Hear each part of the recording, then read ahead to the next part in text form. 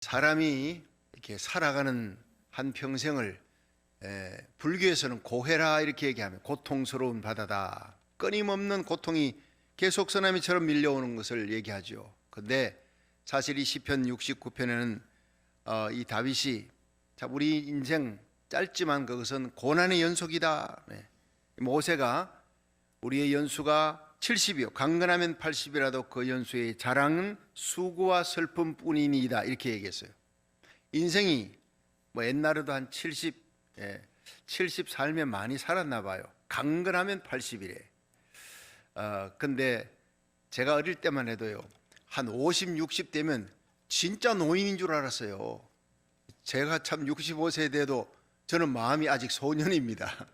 여러분들도 만나서 얘기해 보면 80세 된 우리 권사님 장로님들도요 마음은 다 젊고 소년이더라고요. 그 사람은 영원을 사모하는 마음을 하나님 주셨어요. 하나님께서 아담 하와를 만들 때 하나님의 생기를 불어넣어서 하나님께로부터 왔어요. 하나님 영원하신 분이니까 영원히 살도록 되어 있기 때문에 100살이 아니라 500살을 살아도 사람의 마음은 항상 젊습니다. 그런데 모세는 그랬어요. 우리의 연수가 70이요 강건하면 80이라도 그 모든 연수의 자랑이 수고와 슬픔입니다. 자, 이 수고와 슬픔 속에 인생은 고난의 연속이라는 거죠. 물론 기쁨도 있고 또 자식을 통해서 기쁜 일, 즐거운 일, 감사할 일도 많이 있지요. 그렇지만 고난과 아픔과 슬픔이 더 많은 세상이라는 거예요. 세상 살아가다 보면 다윗은 그런 고난과 아픔, 그 고통의 눈물 누구보다도 많이 겪은 사람이에요. 그런데 그런 가운데서도 다윗은 승리했습니다. 그것이 바로 이 시편 전편에 녹여져 있고 다윗이 쓴 시를 하나씩 보면 고난 속에 있는 성도들, 억울한 일을 당한 성도들, 시험 가운데 있는 사람들 이 시편을 보면 굉장히 은혜를 받습니다.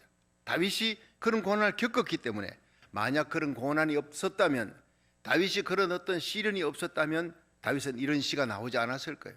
시련 속에, 고난 속에, 억울함 속에 있는 성도들이 위로를 받지를 못했을 거예요.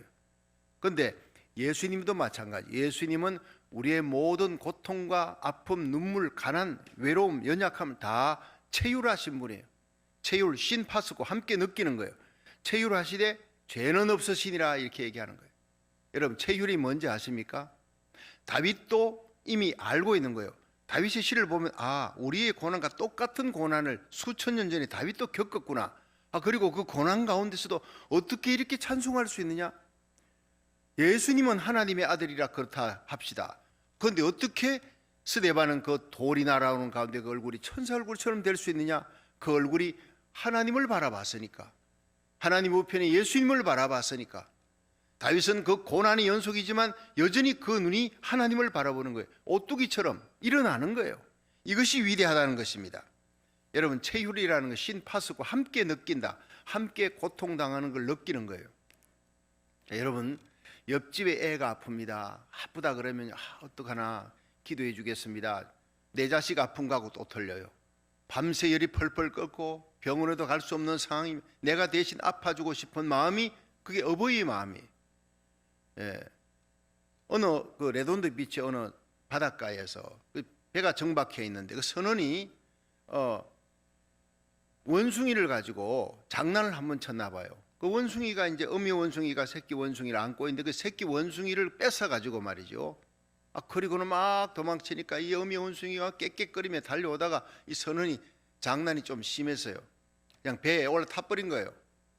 그러니까 이 원숭이가 배까지 올라타지를 못하고 배는 조그마한 배가 출발해서 가니까 그 부둣가에서 깨깨거리면서 뛰고 난리를 치다가 갑자기 팍 뒹굴어져 죽어버렸대요. 이 선원이 마음이 아프잖아요.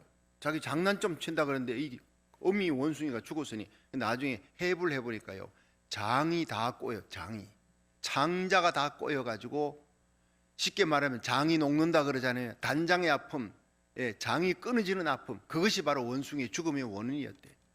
선원이 눈물을 흘렸대요. 자기가 너무 잘못했다, 장난이 너무 지나쳤구나. 새끼 뺏기는 아픔이 단장의 아픔, 장이 꼬이고 끊어지는 아픔, 여러분 그거는 동물에게만 있는 게 아니에요. 모든 인간들, 모든 동물들 다, 여러분 어미의 마음, 체휼하는 마음이 그거예요. 여러분, 하나님의 우편에 예수님이 계십니다. 우리를 위해 십자가 지신 예수님, 왜 이 땅에 내려오셨느냐? 그 영광의 보좌를 버리고 이 땅에 오신 이유가 바로 체휼하는 아픔 때문에. 하나님의 형상으로 지음받은 인간이 타락했어요.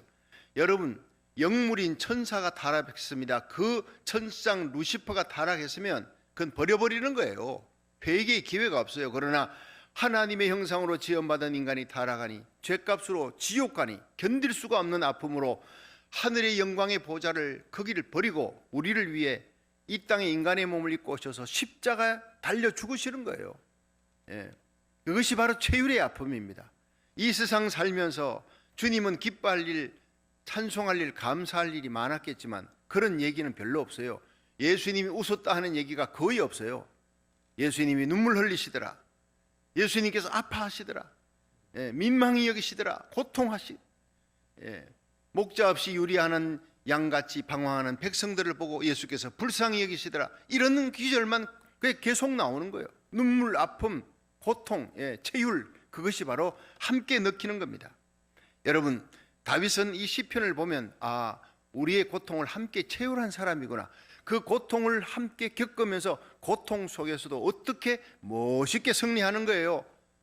어떻게 승리할 수 있느냐? Then now, 그때 다윗이 승리했던, 그 고난 가운데 승리했던 승리가 저와 여러분의 승리가 되기를 주의 이름으로 축원합니다. 특히 여기서는요, 소산님이라, 소산님. 자, 이게 69편 한번 보세요.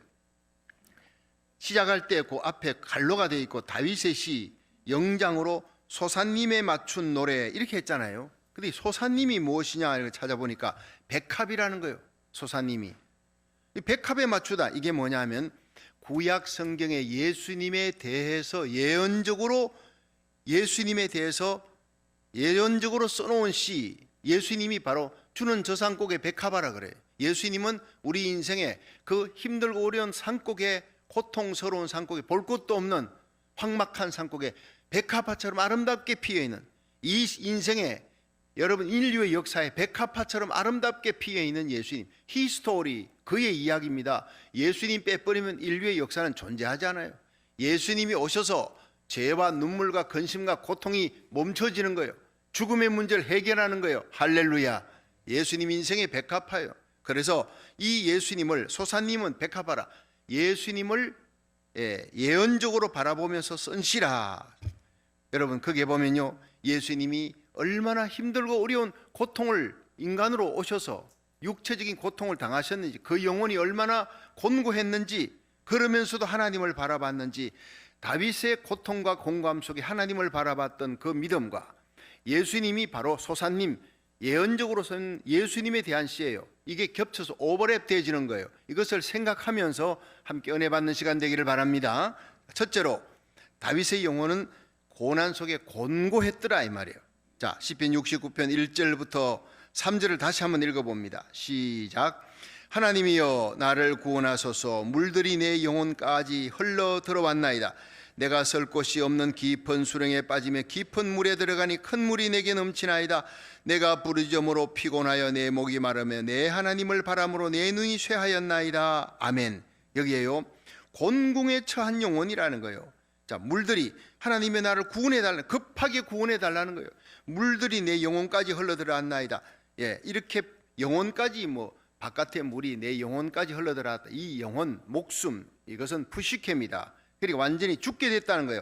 물들이 차서 이제는 목구멍에 막 물이 들어오게 됐어요. 질식하게 되었어요. 숨 쉴 수 없는 그런 어떤 고통 속에 나는 죽게 생겼습니다. 그런 상황에 처해 있는 모습, 다윗이 그랬다는 거예요. 여러분, 예수님도 그랬다는 거예요. 그런 고통과 숨 쉴 수 없는 그런 어떤 힘든 아픔을, 곤궁한 상황을 그렇게 체험한 거예요. 그 다음에 두 번째 보면요, 설 곳이 없는 깊은 수렁에, 설 곳이 없대요. 여기에 내가 설 곳이, 2절에 보면요, 내가 설 곳이 없는 깊은 수렁에 빠져도 써가지고 이렇게 있으면 숨이라도 쉬면 괜찮은데 이게 설 곳이 없어요. 깊은 수렁에 빠져들어가는 거예요. 허우적거리면 여러분, 수렁은, 늪지대는 더 빠져들어갑니다. 깊은 물에 들어가니 큰 물이 내게 넘치나이다. 큰 물이 급한 홍수처럼 환란이 막 급속도로 몰려오는 거예요. 심각한 환란이, 죽음의 위협이 막 시시각각 다가오는 그런 어떤 상황, 위기 상황.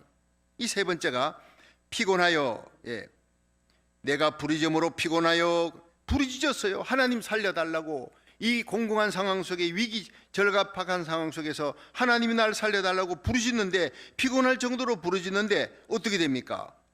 내 목이 마릅니다. 내 하나님을 바람으로 내 눈이 쇠하였나이다. 목이 말라요. 마지막 예수님이 십자가에 달려서 엘리 엘리 라마 사박다니, 아버지여 아버지 어찌해 나를 버리시나이까? 부르짖어도 하나님은 침묵하는 거예요.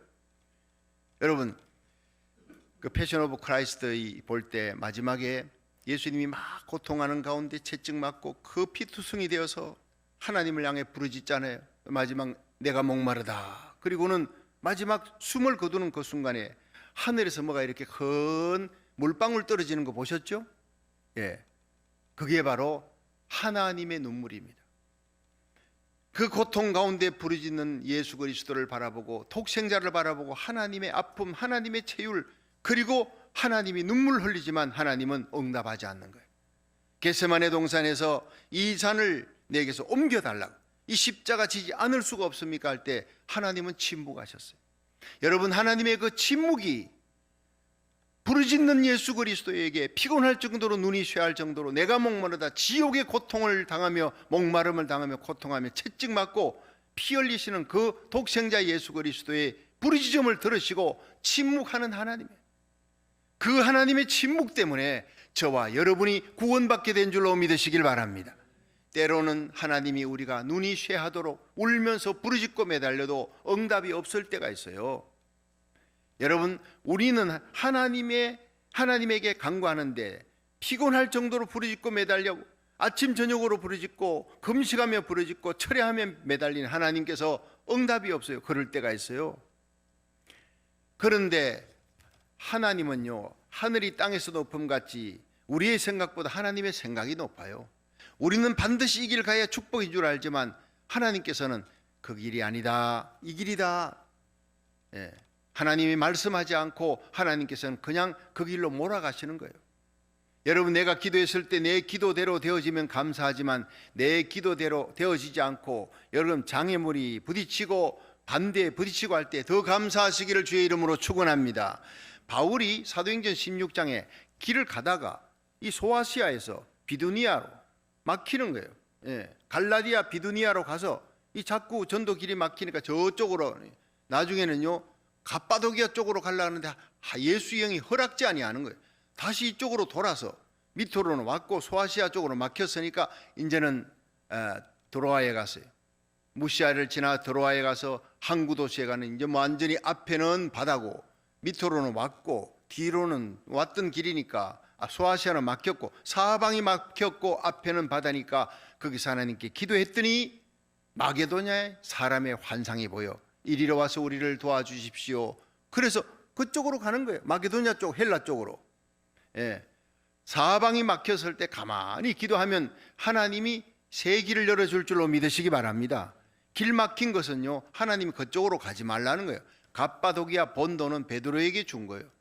이제 바울이 기도할 때 마게도냐 사람, 헬라 쪽으로 가라는 거예요. 그렇게 해서 복음이 서양하면서 이제는 빌립보로, 베레아로, 고린도로, 그리고 그리스를 지나서 이제는 로마를 가잖아요.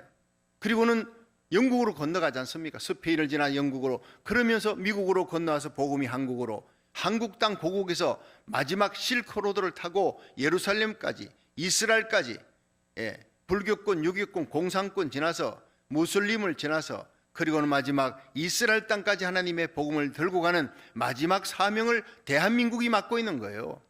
여러분, 한국이 지금 국가 보안법을 폐지시킨다고, 이거 공산화 시키려고 아주 몸부림을 치고 있어요. 참 기가 막혀요. 어느 분이 저한테 연락이 왔어요. 한국에 가서 현충일날 현충일날 가는 곳이 있지요. 충현탑인강 국립묘지, 거기에 갔더니 태극기도 없고 애국가도 부르지도 않고 왜 이러냐 했더니 거기에 고성방간이 기가 막힌 일이야. 그게 어떻게 애국가가 고성방가라고 민원이 들어온다고 그렇게 애국가를 부르지 않고 태극기도 안 올리냐 막 소리를 지르니까 거기에 있던 수위나 거기에 있던 사람들이 자기들도 아니까 미안해서 고개를 못 들더라는 얘기예요. 한국이 지금 이 지경까지 됐습니다. 국가보안법 폐지시키면요 공산으로 가는 길이에요. 절대로 그렇게 되지 않도록 하나님이 지켜줄 줄로 믿으시기 바랍니다. 여러분, 마지막 세계 선교의 주자의 사명을 맡은 한국 자유민주주의를 지키고 십자가 복음으로 통일되게 하실 줄로 믿으시기 바랍니다. 아무리 마귀가 날뛰어도요 대한민국은 선교자의 흘린 피가 있어요. 우리가 기도하고 있잖아요. 예레미야처럼 눈물로 기도하고 하나님 앞에 매달려 간구하는 거예요. 오늘 새벽에도 멀리서요 오렌지 카운티 그 먼 거리에서 우리 또 반주 한번 하려고 먼 길 달려오고 세리토스에서 뭐 집사님들 권사님들 달려오지 먼 길 토요일은 옵니다. 와서 여러분 나라를 사랑하며 고국을 위해서 눈물 흘려 기도하는 우리들이 있는 이상 장로님들과 함께 새벽에 모여서 여러분 간구하고 기도하고 여러분 미국 평등법 통과되면 안 되는 거예요. 이 미국이 사회주의 국가가 되면 안 되는 거예요. 하나님 앞에 이 선교의 마지막 포병의 나라예요. 대한민국은 보병의 나라, 이 두 나라가 살아야 세계 선교의 마지막 불길이 붙고 요한계시록 7장에 각 나라 족속 백성 방언에서 아무라도 셀 수 없는 큰 무리가 손에 종려가지 들고 하나님께로 돌아온데 그들이 부르는 찬양이 구원하심이 보좌에 앉으신 하나님과 어린 양에게 있도다. 이 찬양의 환상을 보면서 잠들고 저는 보면서 깨어나는 거예요. 그 환상을 보면서 생각하면서 저는 새벽 기도를 달려옵니다. 우리 교회가 여러분 이 땅에서 마지막 시대의 이 시대적 사명을 감당하는 안디옥 교회 같은 교회가 되기를 축원합니다. 한국 땅 미국 전역에서 함께 온라인 예배 참석하는 여러분, 나라 살리기를 첫 번째 참여하는 여러분들, 목사님, 장로님, 권사님, 집사님들의 교회가 성령의 불이 붙어 마지막 시대적 사명, 안디옥 교회의 사명, 선교의 마지막 항공모함의 사명을 잘 감당하는 저와 여러분이 되기를 주의 이름으로 축원합니다. 사명이 있는 민족, 아무리 마귀가 흔들어도 절대로 공산화되지 않아요. 넘어가지 않아요. 넘어가는 것 같아도 붙들고 계신 분이 우리 예수님인 줄로 믿으시기 바랍니다. 내가 너희에게 영생을 주노니 영원히 멸망치 아니할 터요 또 너희를 내 손에서 빼앗을 자가 없느니라. 너희를 주신 아버지는 만유보다 크심에 아무도 아버지 손에서 빼앗을 수 없느니라. 대한민국은요 이사야 55장 5절의 사명이 있어요. 이스라엘까지 하나님의 복음을 전한 이 복음의 보병부대, 선교의 보병부대, 이스라엘은 바로 마지막 시대 적그리 시대의 공격의 주 포인트입니다. 이스라엘을 마지막까지 지켜주는 두 나라가 미국과 한국입니다. 성경은 예언되어 있습니다. 로마서 9장부터 11장에 이 사도 바울이 내 민족이 마지막에 돌아오는 것을 보면서 그래서 내가 이방인의 사도로 빨리 이방인에게 복음을 전해야 내 민족에게 마지막 복음이 들어간다. 그래서 이방인의 사도가 되어서 죽도록 복음을 전하는 거예요. 여러분 계시록 12장 14절에 이 미국이 그 이스라엘 마지막까지도 없는 마지막에 모든 세계의 나라들이 적그리스도로 넘어가도 한국과 미국은요 마지막까지 버티면서 하나님의 복음을 전할 나라인 줄로 믿으시기 바랍니다. 이 사명 끝내고 예수님 오시는 그날 나팔 소리 울려 퍼질 때 저와 여러분이 주님 앞에 공중들림 받는 영광 가운데 우리에게 속한 자들과 함께 그 자리에 설 수 있기를 주의 이름으로 축원합니다. 사명이 있는 나라, 사명이 있는 교회, 사명이 있는 하나님의 백성들, 결코 공공에 처해도 어려움에 처해도 피곤하여 목이 마르고 내가 목마르다 고통 속에 있어도 그 가운데 구원을 이루시는 하나님을 바라봤던 다윗처럼 예수님처럼 마지막 끝까지 여러분 하나님 우편 보좌에 인자가 계시는도다 예수님을 바라보고 돌이 날라와도 얼굴이 천사 얼굴처럼 되면서 내 영혼을 아버지 손에 맡기나이다 고백하며 갔던 스데반처럼 하나님을 바라볼 수 있기를 주의 이름으로 축원합니다. 구원이 하나님께 오니까 우리가 하나님을 바라보면 곤고한 상황 모든 역경과 어려운 환경에서도 이길 수가 있다는 거예요. 자, 두 번째는 다윗을 핍박하는 세상의 악함이 너무 악함이 진하고 악한 자들의 숫자가 점점 늘어납니다. 이게 4절에 나오는 거예요. 69편 4절 시작. 무고히 나를 미워하는 자가 내 머리털보다 많고 무리히 내 원수가 되어 나를 끊으려 하는 자가 강하였으니 내가 취치 아니한 것도 묻어주게 되었나이다. 자, 무고히 무고죄 있지 않습니까? 나는 남에게 손을 입힌 것 없는데 배상하라. 이게 무고한 거예요. 내가 취하지 아니한 것도 물어주게 생겼습니다. 이게 무고히 나를 미워하는 자들이 점점 늘어나고, 예수님 십자가 달리는데 그 빌라도의 법정 앞에서 무고히 예수님을 거짓 증거하는 자들이 얼마나 몰려옵니까? 예수님이 한 말씀도 대답 안 하니까 빌라도가 참 희한하다, 기이 여기는 거예요. 너를 치는 자들이, 증거하는 자들이 많지, 내가 볼 때 저들이 거짓말하는 것 같은데 한마디만 얘기해라. 그래도 예수님이 말씀을 하지 않아. 자기가 죄 없다 하면은요, 십자가 달리지 않으면 우리 인류를, 저와 여러분을 구원하는 길이 막히니까 우리를 위해 피 흘리는 십자가 길, 죽음의 길을 가시기 위해 무고히 고난을 받아도, 거짓 증인을 받아도 침묵하며 가셨던 십자가 길. 여기에 보면 무리히. 자, 여러분 4절 한번 다시 보세요. 무고히 나를 미워하는 자가 내 머리털보다 많고 무리히 내 원수가 되어 나를 끊으려 하는 자가 강하였으니. 이 무리히가 또 뭐냐? 무리히라는 평생 처음 들어본 단어지요. 이걸 히브리어를 보니까 쉐케르라고 되어 있어요. 쉐케르, 거짓으로 말하다. 여러분, 배반하다, 거짓으로 말하다, 이 뜻이 바로 쉐케르인데, 이것을 한국말로 번역한 것이 무리히. 그들이 무리히 나를 거짓으로 배반하고, 내 사랑하는 친구가 배반해서, 가족들이 배반해. 마지막 날은요, 가족들이 배반하고, 친구가 배반하고, 내 입안에 있는 사탕까지 나누어 먹던 친구까지 배반해 원수가 되어서 나의 등 뒤에 칼을 꽂고 나를 끊으려 하나이다. 바로 이 말씀이에요. 여러분, 다윗은 자기 아들 압살롬이 자기를 대적해서 죽이려고 그러잖아요. 군사를 끌고. 자기 작전 참모, 그렇게 믿어 다른 사람은 다 배반해도 너는 배반하지 않을 거야 했던 아히도벨이 배반하고 압살롬 편에 붙어버린 거예요. 기가 막힌 낙담과 실망의 때가 오는 거예요. 그것을 무리히. 예수님은 누굽니까? 사랑하는 제자 중에 한 명이 예수님을 배반했어요. 그리고 사랑했던 수제자 베드로가 자기 보는 면전에서 사람들이 너 예수님과 같이 있었던 갈릴리 사람 아니야? 몰라 아니야. 그 예수는 죽음 마땅해. 이렇게 하고 예수님의 마음에 아픔을 주었어요. 가룟 유다가 10번 찌른 것보다 베드로가 한 번 찌르는 게 예수님에게 더 아픈 거 아니겠습니까? 나중엔 베드로 회개하고 돌아왔지만 무리히 내 사랑하는 제자가, 그토록 사랑했던 제자가 나를 배반하나이다. 이 모습이에요. 여러분, 우리가 살아갈 때 이런 일이 있어요, 없어요? 분명히 있습니다. 그러니까 사람은요, 믿을 대상이 아니에요. 덮을 대상이에요. 하나님만 믿을 대상이에요. 어제나 오늘이나 영원토록 변함없는 하나님만 바라보시고, 예수님의 십자가만 바라보시고, 부활의 예수님만 바라보는 저와 여러분이 되기를 주의 이름으로 축원합니다. 자, 세 번째, 마지막으로, 그럼에도 불구하고 나는 하나님을 찬송합니다. 그냥 하나님을 바라보고 기도합니다, 이 정도가 아니에요. 그럼에도 불구하고 그런 환경에서도 하나님을 찬송한다는 거예요. 내 영혼이, 내 모든 환경이 곤고합니다. 물이 나를 그냥 덮칠 것 같아. 곧 죽을 것 같아요.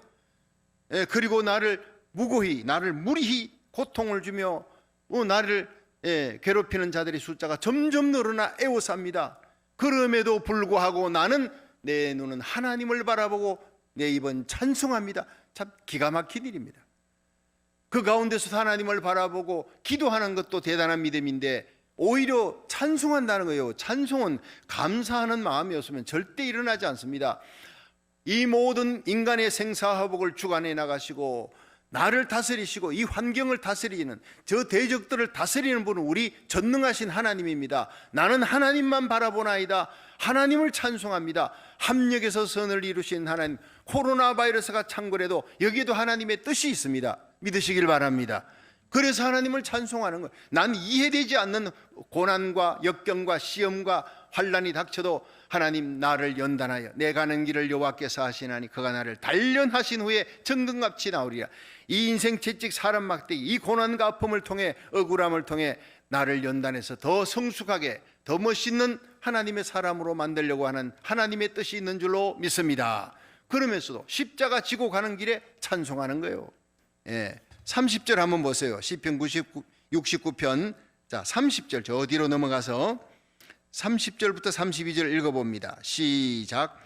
내가 노래로 하나님의 이름을 찬송하며 감사함으로 하나님을 광대하시다 하리니 이것이 소 곧 뿔과 굽이 있는 황소를 드림보다 여호와를 더욱 기쁘시게 함이 될 것이라.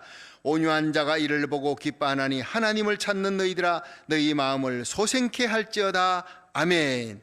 참 멋있습니다. 여러분, 여기에 보면 이 소뿔 황소 말이지요, 굽이 있는, 뿔과 굽이 있는 황소를 한 마리 드림보다 찬송 한 곡을 하나님이 더 기뻐한다는 거예요. 여러분, 소 한 마리 요새 얼마 합니까? 난 가격 잘 모르겠습니다. 혹시 압니까? 소 한 마리 한 10,000불 합니까?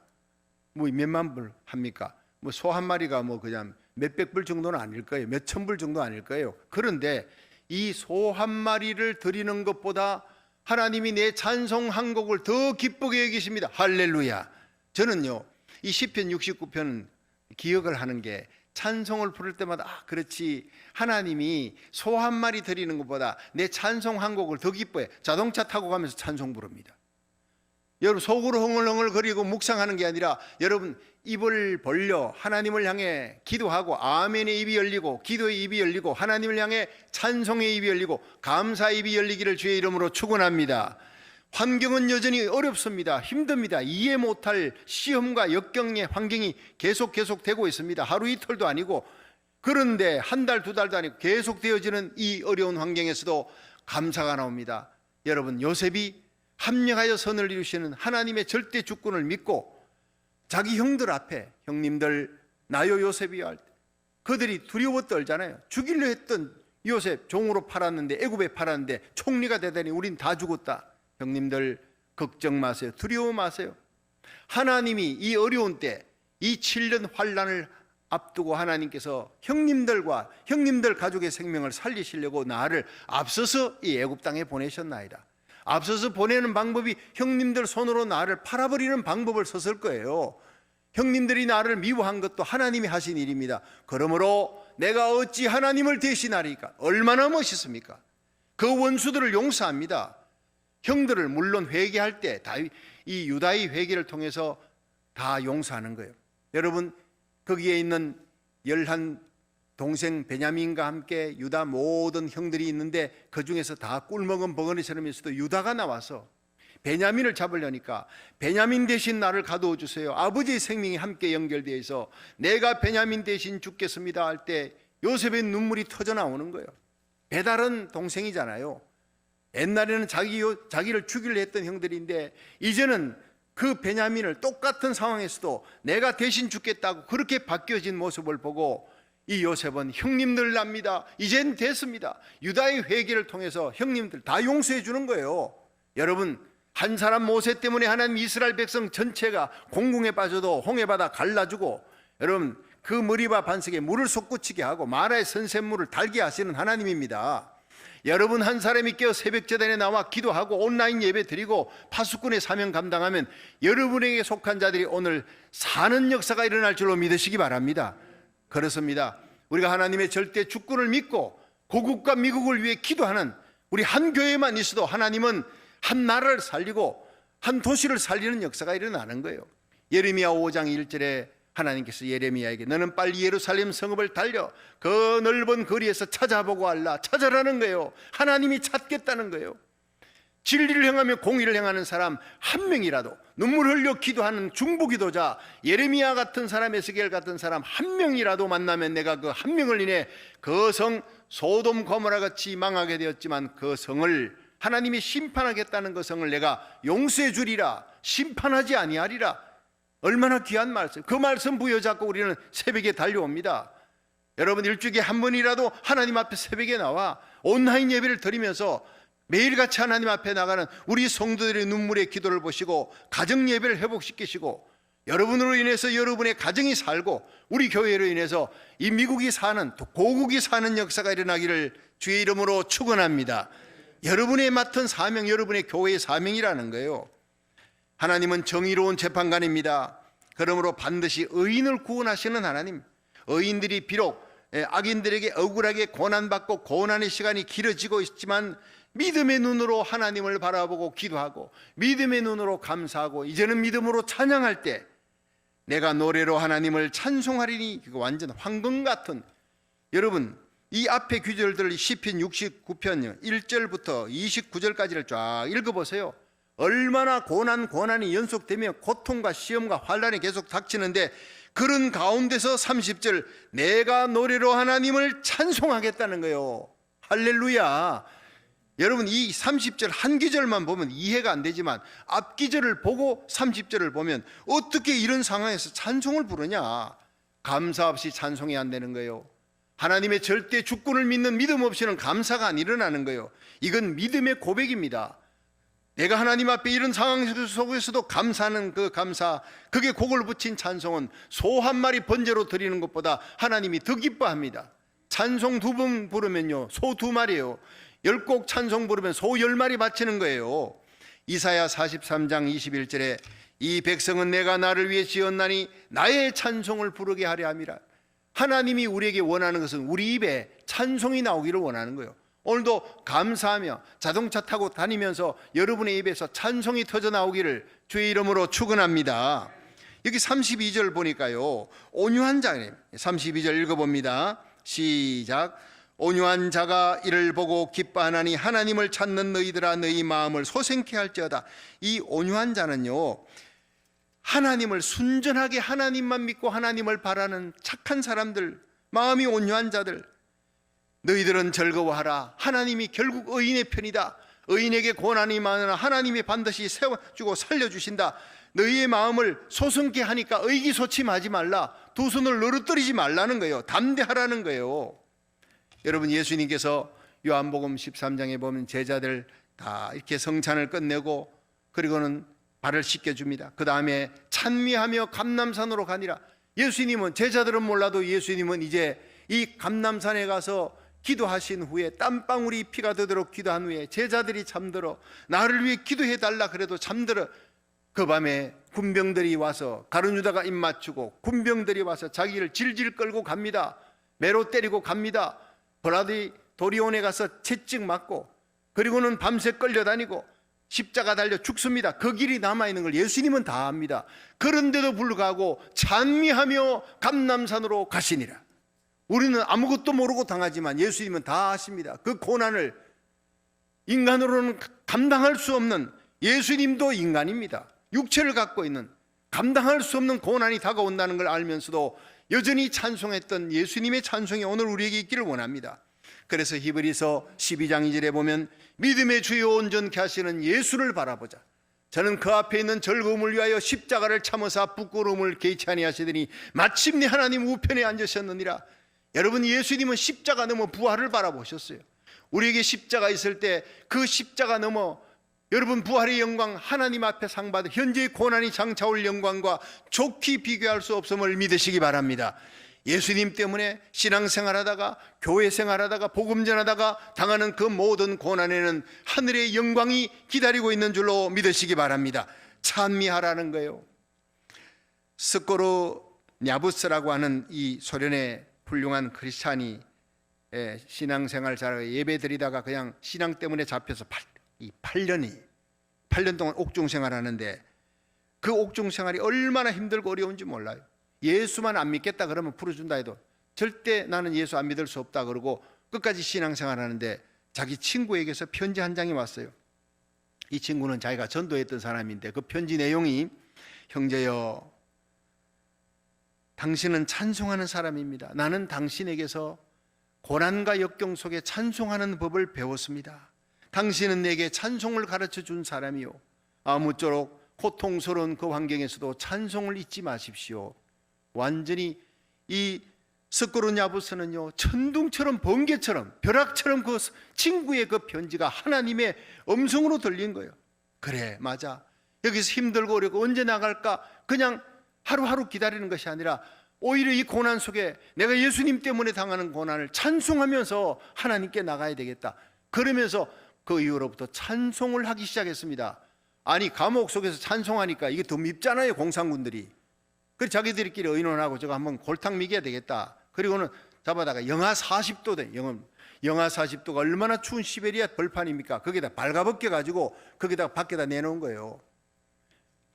그런 눈보라치는 발가벗겨 거기 내놓으면 30분 만에 꽁꽁 얼어 죽는데 4시간을 세워놓고 이제 죽었겠다 싶어 갔더니요, 찬송하고 있는 거예요. 여전히. 예. 주기도성을 찬송하고 있다라는 거예요. 하늘에 계신 아버지요, 이름이 거룩히 여김을 받으시오며 찬송을 하고 있더라는 거예요. 보니까 아직 살아있는 거예요. 체온이 있는 거예요. 그래 모포로 사가지고 데리고 와서 의사한테 맡겨놨더니 의사가 보더니 이건 기적입니다. 인간으로서는 있을 수 없는 기적입니다. 아마 하나님이 살려준 것 같습니다. 그렇습니다. 하나님의 천사가 진치고 여러분 스코르냐부스를 지켜준 줄로 믿으시길 바랍니다. 찬송하는 하나님의 백성, 그 혹한 겨울에서도 하나님을 찬송할 때 천사가 지켜주는 거예요. 오늘도 여러분 환경을 바라보지 마시고 믿음의 주의 온전케 하시는 예수님 바라보고 찬송하며 기도하며 나가기를 주의 이름으로 축원합니다. 하나님이 지켜주실 거예요. 특별히 중보기도하는 저와 여러분 온라인 예배드리는 여러분들에게 하나님께서 성령으로 기름 부어주실 줄로 믿으시기 바랍니다.